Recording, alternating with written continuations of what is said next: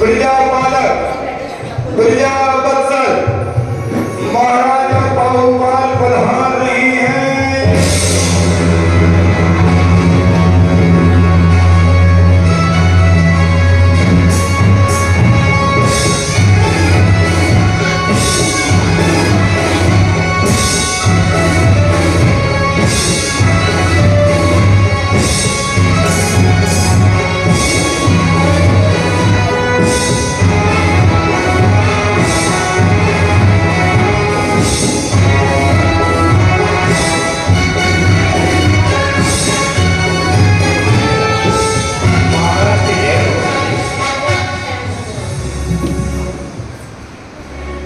कहिए महामंत्री, महाराज,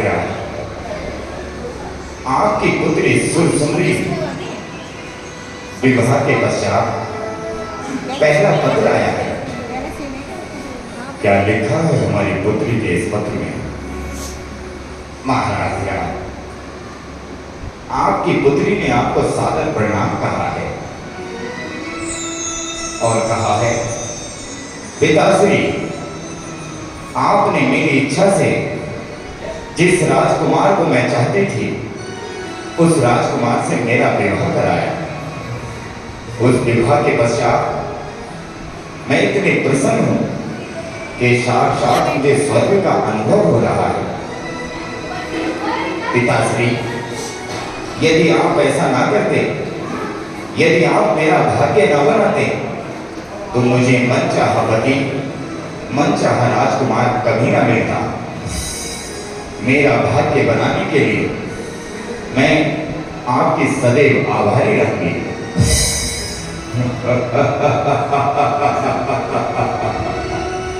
देखा महामंत्री, एक पिता के लिए इससे अधिक प्रसन्नता और क्या होगी कि उसकी पुत्री स्वयं अपने पिता के उस मान सम्मान का गुणगान करे। हमारी पुत्री ने केवल एक बार कहा था कि पिताश्री, हमें वह राजकुमार चाहिए। हमने बिना किसी निसंकोच होकर उसके विवाह के लिए हाँ की और स्वयं जाकर उस राजकुमार के यहाँ अपनी पुत्री के विवाह का निमंत्रण आदेश दिया। अब हमारी दूसरी पुत्री भी युवा अवस्था में है, इसलिए हम चाहते हैं कि क्यों ना मैना सुंदरी का विवाह भी ऐसे ही किया जाए। सोचो महामंत्री, जब दोनों पुत्रियों के इस तरह प्रसन्नता भरे पत्र आएंगे तो इस पिता का हृदय कितना प्रफुल्लित होगा। समय आ गया है कि हमें अपनी पुत्री मैना से भी बात कर लेनी चाहिए। जाओ और उसे लेकर आओ। ऐसे आज्ञा क्या?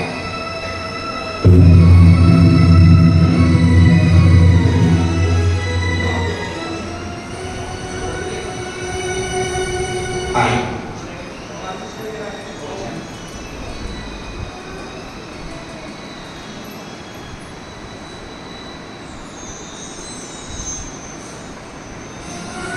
मैना, तो तुम्हारा कहने का क्या अर्थ है कि हमारी बेटी सुरसुंदरी अपनी इच्छा से उस राजकुमार के साथ विवाह कर लेगी? उसके विवाह में हमारा कोई योगदान नहीं है? अरे यदि हम हाँ न करते, यदि हम उस विवाह के लिए स्वीकृति ना देते, तो क्या तुम्हारी बहन उसी राज्य में उसी राजकुमार के यहाँ बधू बनकर जाती? तुम्हारी बहन ने साफ साफ इस पत्र में लिखा है, उस पत्र में कहा है कि यदि आप हाँ न करते तो मेरा भाग्य बदल सकता। हमने तुम्हें राजमहल से इस दरबार में इसलिए बुलवाया है कि यदि तुम्हारी पसंद में भी कोई राजकुमार है, यदि तुम किसी राजकुमार से विवाह करना चाहती हो, तो निसंकोच होकर हमसे कहो। हम उस राजकुमार से तुम्हारा विवाह अवश्य करा देंगे। आप कैसी बात कर रही हैं? मैंने जैन पाठशालाओं में शिक्षा ली है। मुझे शिक्षा देने वाले आर्य का माता हैं। आर्य का माँ कहते हैं कि माँ और पिता जिस वर को बेटी के लिए चुने, बेटी को हंसकर उसे स्वीकार कर लेना चाहिए। कहीं ऐसा ना हो कि तुम्हारी आज्ञाओं की ये वचन तुम्हारे भाग्य को बदल दे। कहीं ऐसा ना हो कि वो शस्त्र शास्त्रों की बातें करने वाली आज्ञा तुम्हारे विवाह के उपलक्ष्य में कुछ भी न बोल पाए। मैना, हमने ऐसे भी देखा है कि जो आज राजकुमार है कल को वह रंग हो जाता है। यदि तुम भी बड़ी बहन की तरह अपना भाग्य बनवाना चाहती हो तो बोलो, कोई राजकुमार यदि पसंद है तो हमसे कहो, हम उसका विवाह तुमसे अवश्य करा देंगे। पिताजी, आप ये किस तरह की बातें कर रही हैं? आज आपके शब्दों में मुझे अहंकार दिख रहा है। आज एक पिता अपनी बेटी से नहीं, एक राजा किसी प्रजावासी से बात कर रहा है। आज इन तुम्हारे शब्दों से हमें बराबर की धूम आ रही है। भाग्य, ये जो तुम्हारे शरीर पर वेशभूषा है, रत्न जल सिंहासन है, ये आभूषण है, ये सब इस राजा के हैं, तुम्हारे भाग्य के नहीं है। इस राज्य की तुम राजकुमारी हो क्योंकि हम राजा हैं, ये भाग्य भी हमने लिखा है। तुमने एक छोटी सी बात को इतना लंबा बना दिया। एक छोटी सी बात को पूछी थी पिता बनकर कि यदि किसी को पसंद करती हो तो हमें बता दो, लेकिन तुमने हमारे नेता पर संकोच किया। क्या कहता है तुम्हारा भाग्य जानती हो? तुम्हारा भाग्य ये कहता है कि यदि हम तुम्हारे सर से अपना हाथ उठा ले तो तुम्हारा भाग्य फिर हो जाए। पुत्री हो तो मर्यादा में रहो। ये मत भूलो कि हम तुम्हारे पिता होने के साथ साथ इस राज्य के राजा भी हैं। आप भी ये मत भूलिए कि आप साधारण से मनुष्य हैं। इस वेशभूषा से बाहर निकल कर देखिए। क्या आप ये समझ रहे हैं कि भाग्य बनाने और बिगाड़ने वाले आप हैं? क्या आपके अंदर ये अहम की बू आ चुकी है? पिताश्री, तुम राजा बने हो तो अपने कर्मों से बने होंगे। मैं राजकुमारी हूं तो अपने कर्मों से। कोई किसी के भाग्य का नहीं खाता, नहीं खाता, नहीं खाता, नहीं खाता।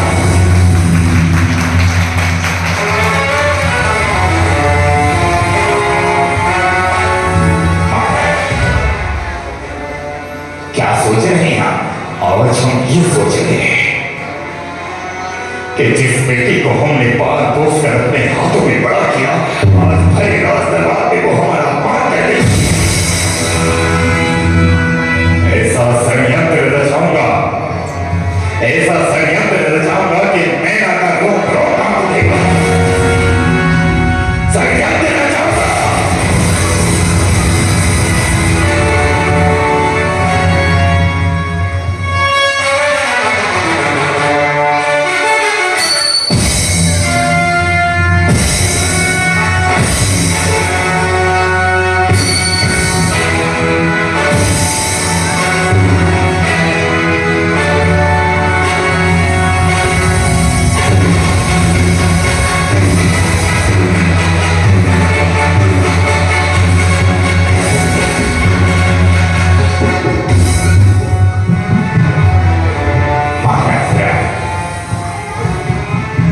सोई नहीं आता, हमें नींद नहीं आती।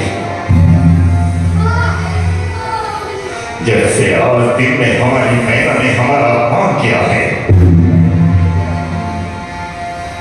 उस बात को सुनकर हमें नींद नहीं आ रही। आज हमारी ही पाली हुई मिट्टी आज हमसे ही बराबर खड़ा है।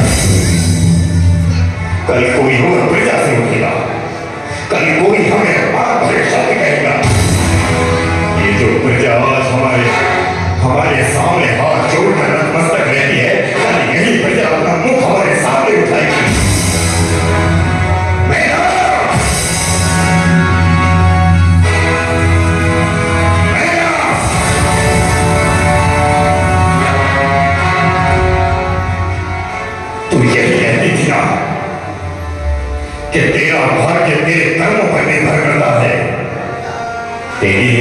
रात में हमारी रातों की नींद उड़ा दी है और एक माताओं की शिक्षा और जैन पाठशालाओं में पढ़ाना आज हमारे लिए दुर्योग साबित हुआ। कितना विश्वास है तुझे अपने भाग्य पर? आप कहना क्या चाहते हैं? मैं ये कहना चाहता हूं कि तू राजकुमारी है और मैं तेरे भाग्य की परीक्षा लेना चाहता हूं। कल प्रातःकाल जो भी पुरुष तेरी आंखों के सामने आएगा, क्या तू उसके गले में परमाला डालने के लिए तैयार है?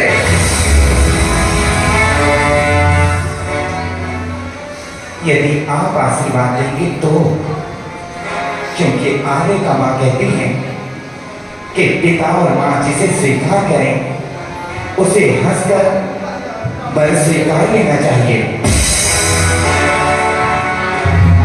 तो ठीक है, कल के पश्चात तुझे ज्ञात हो जाएगा कि तेरा भाग्य बनाने वाला तेरा पिता है, तेरा भाग्य बिगाड़ने वाला तेरा पिता है। कल देखता हूं मैं ना, सूर्य की पहली किरण तेरे भाग्य में क्या लिखती है।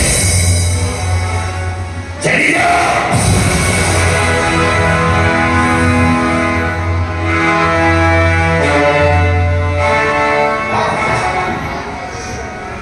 आप अपनी पुत्री से इस तरह की बातें कर रही हैं। ये किस लिए महामंत्री? अभी तक केवल बालहट और तिरहट ही देखी गई है। बालहट कहे कि बच्चे को खिलौना देकर समझाया जा सकता है। तिरहट, यदि स्त्री हट करती है तो उसे मूल्य वस्तु देकर मनाया जा सकता है। लेकिन ये राजहट है महामंत्री, राजहट।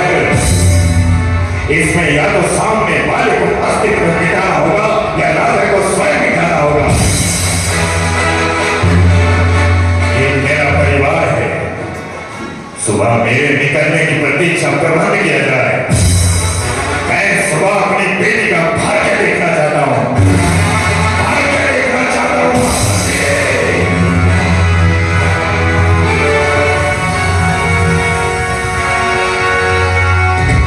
कर्मों की है ये माया, कोड़ी मुझे बनाया,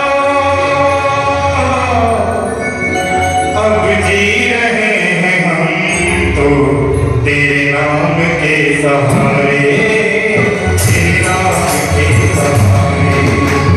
कर्मों की है ये अब जी रहे हैं हम तो तेरे नाम के सहारे, तेरे नाम के सहारे।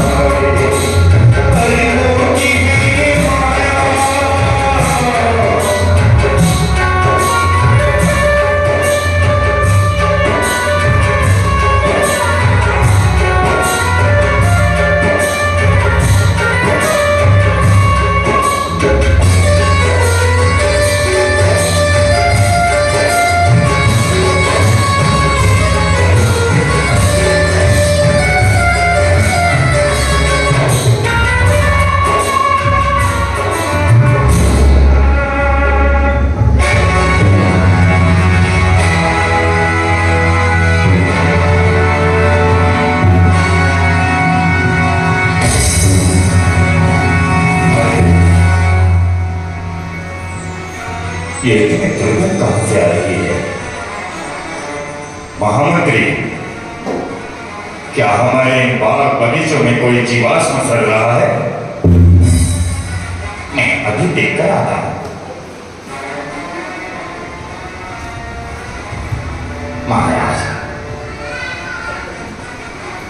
दिशा में कुछ रोगी कोहरे बैठे हुए हैं। उनके शरीर से रात दीप गिर रहा है। उनके सर में करने की ही बदबू आपकी सुगंध को विचलित कर रही है। कौन हो तुम?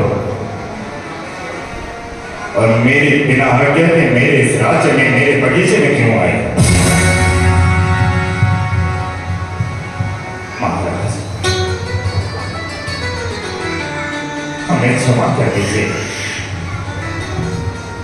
मैं सिर्फ थोड़ा थक गए थे। इस शरीर से चला नहीं जा रहा, इसलिए आपके इस बगीचे में बैठे। तो तुमने इतना नहीं सोचा कि तुम्हारी दुर्गंध से मेरे राज्य में महामारी फैल सकती है, बीमारी फैल सकती है। मैं निकल जाऊंगा, आप चिंता मत कीजिए। मैं अपने 700 सैनिकों को लेकर चला जाऊंगा। 700 सैनिक? मैं कुछ समझा नहीं। आप ही की तरह मैं भी चंपापुर नगरी का महाराज था, लेकिन मेरी नगरी में रोग फैल गया। मुझे और मेरे 700 सैनिकों को ये कोढ़ हो गया। हाथ पांव की उंगलियां सड़ कर गिर रही हैं। महाराज, आज आप कह रहे हैं कि यहां से चले जाओ, हम दुखी नहीं हैं। इस रोग के होने पर हमारी माँ, हमारे पिता, हमारे भाई बहनों ने सबने धक्के मार कर निकाल दिया। आज तक जिस राजा की पूजा प्रार्थना होती थी, उस राजा को देखकर प्रजाजन उसके ऊपर थूक रहे हैं। मेरा भाग्य मुझे कहां से कहां ले आया। मेरा भाग्य मुझे कहां से कहां ले आया। महाराज, कहां से कहां ले आया। भाग्य? तो क्या तुम भी इसे भाग्य का दोष समझते हो? ये भाग्य नहीं तो और क्या है। कल तक जो राजश्री वस्त्रों में पहनता था, कल तक जिसके नौकर जाकर सेवा करते थे, आज वह दर दर की ठोकर खा रहा है।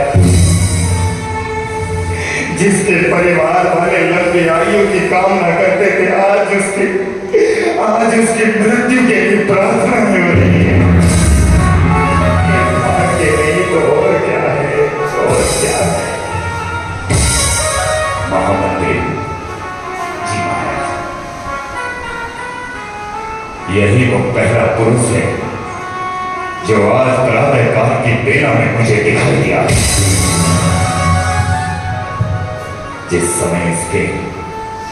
जिस समय मेरी बेटी से सामने देखकर थर थर कांप रही होगी, उस समय उसका महल, उसका भाग्य, उसकी जेल शिक्षा ध्वस्त हो रही।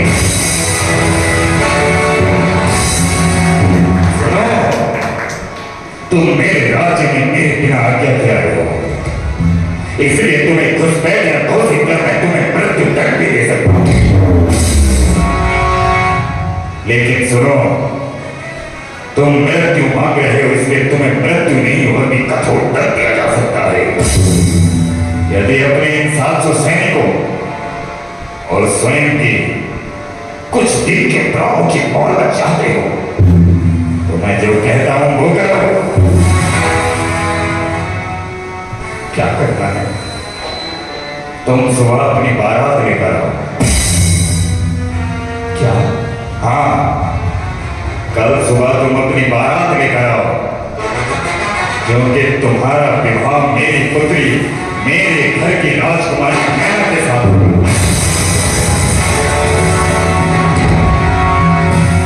ये आप क्या कह रहे हैं? मेरी दशा देखिए, मेरे हाथ पांव से खून बवाद, ये रक्त दीप निकल रहा है, और आप अपनी बेटी मुझे देना चाह रहे हैं। चुप हो जाओ। एक विवाह नहीं, एक षड्यंत्र है। तेरी इस गली सड़ी काया को देखकर मेरी बेटी मुझसे क्षमा मांगी।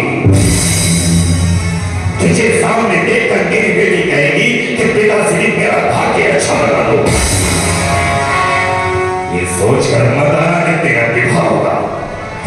केवल और केवल ये सोचकर आना कि मैं तुम्हें जीवन दान दे रहा हूं। प्रतीक्षा ना हो, प्रतीक्षा ना हो, प्रतीक्षा ना हो।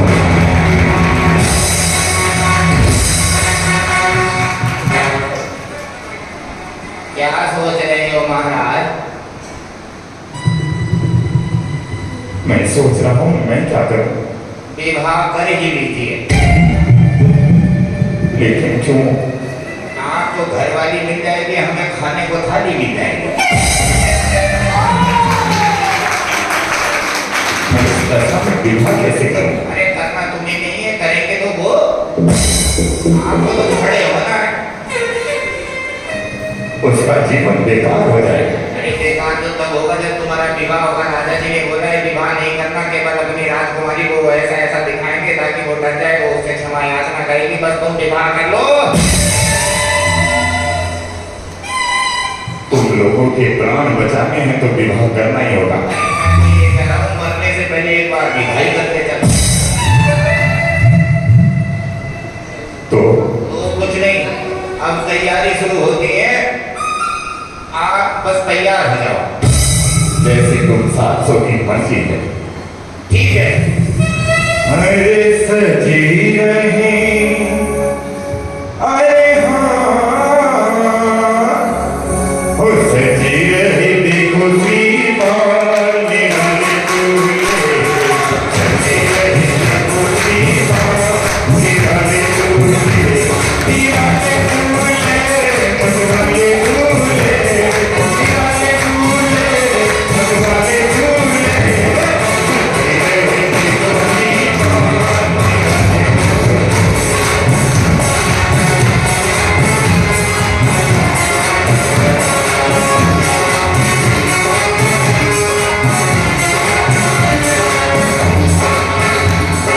देखो मेरे राजा की रंगत बारात, चलेंगे संगीने चलेंगे होली की बारात। सजी रही होली बारात, निराले दूल्हे, सजी रही होली बारात, निराले दूल्हे।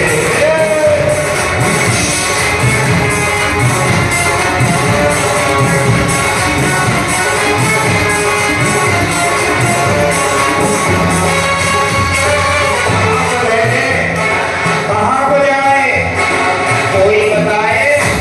बारात है आई, हमें खाओ कराई, हमें देवो मिठाई, हमें लाओ मिठाई। आप ही बारातियों का स्वागत करोगे क्या? हाँ, बैठ जाओ। अरे बाराती हैं, बैठ के जब भिखारी थोड़ी ना है, बाराती हैं। प्रतीक्षा करो। एक प्रतीक्षा बारात में बारात की होती है, जब दूल्हा आए तो प्रतीक्षा किस बात की? अभी महाराज आएंगे। विवाह राजकुमारी करेंगे कि महाराज करेंगे? अरे तुम अपना स्थान तो ग्रहण करो। मुझे तुम भी घोटालेबाज लग रहे हो। आइए महाराज, स्थान ग्रहण करो। ना बैठने के लिए सिंहासन है, ना कुछ है। ऐसा लग रहा है आज भिखारियों की बारात लेकर आए।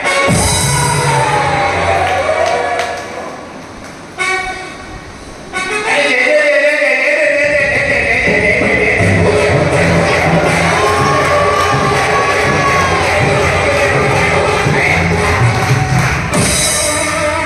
अरे पूरा कहीं को बाहर आता ही नहीं और भिखारी मान के पहले आ गए।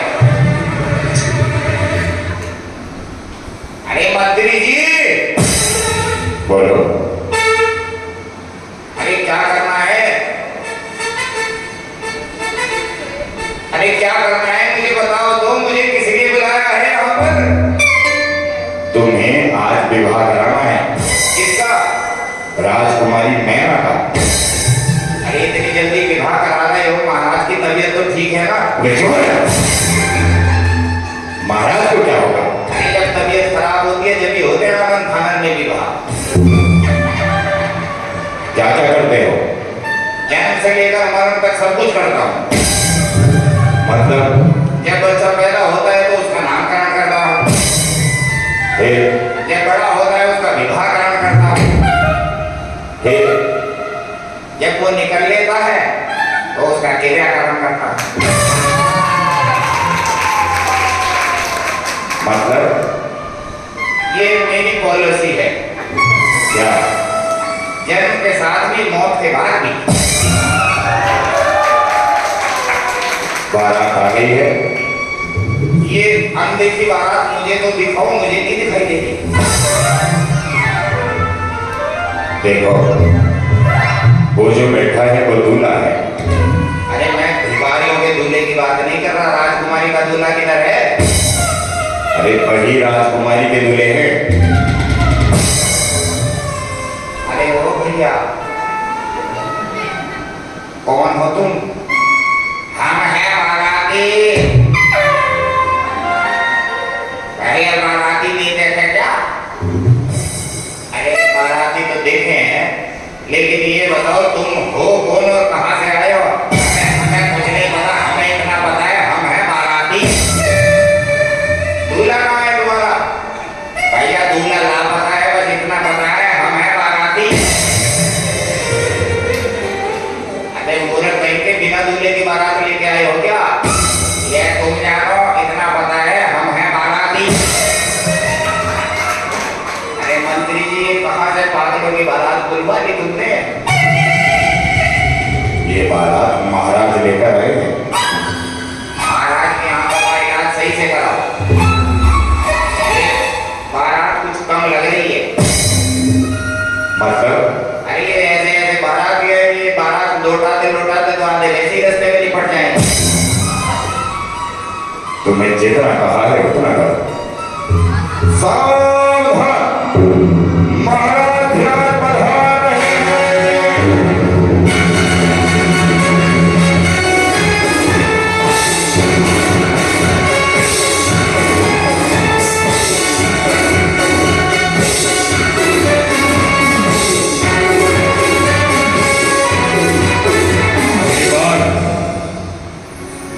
ये तुम्हारा उचित निर्णय रहा कि तुमने हमारी बात स्वीकार की और बारात लेकर हमारे राजद्वार तक आ गए। महामंत्री, बुलाओ